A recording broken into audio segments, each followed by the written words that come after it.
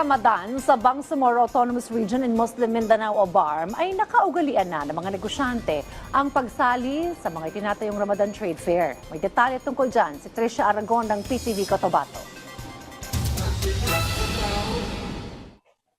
Nakaugalian dito sa Bangsamoro Autonomous Region in Muslim Mindanao o BARM ang pagtatayo ng mga Ramadan Trade Fair kung saan nagtitipon-tipon ang mga negosyante at nagsasagawa ng mga iba't ibang mga businesses na dinarayo pagkatapos ng Tarawih prayer. Dinudumog ito ng mga Muslim na nag-aayuno kasama ang kanilang pamilya at mga kaibigan. Tampok dito ang iba't ibang mga food stalls para sa iftar. Putring Mandi, lintad, latik sa Tagalog. Galing po ng ng niyog. Tapos yung 'di ba pag naggawa ka ng oil ng niyog. Yung niya, yung meat niya, yung may iwan, yun yung halo nito. Ito especially yung bulwa namin kasi ito yung rice flour. Made of rice flour. Siyempre, ang aming dudol, na napakasarap na dudol. Walang halo, pure po talaga yan. Ngayon, titikman natin ang isa sa mga delicacy or Magindanaon delicacy or ang bulwa. Tama ho ba ako, Ma'am Samra? Tikman natin ang bulwa. Yes. Bismillah. Oh, I see. Di ba masarap? Crunchy.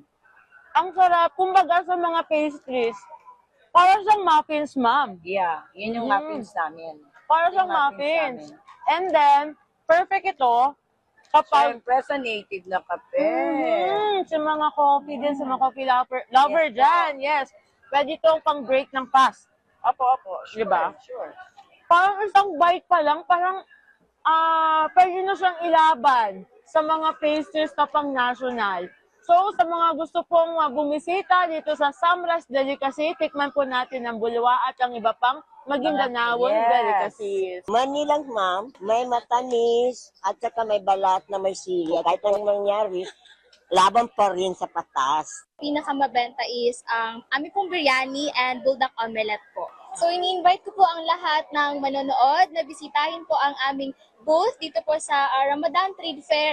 Kanya-kanyang alok ng mga pagkaing ibinibenta ang mga stall owners. Meron tayong chicken skin, meron tayong itlog pugo po na kwek-kwek, at ang aming pinakamabenta po at inyong tikman po, ang baga ng inamo, na dati po ay nasa Maynila ay nandito na po sa Cotabato City. Since Ramadan, actually ma'am, lahat pero kasi talaga, depende po kasi sa tao kung ano yung kinikrave nila, pero po talaga is ulam, itong mga kakanin at saka mango float.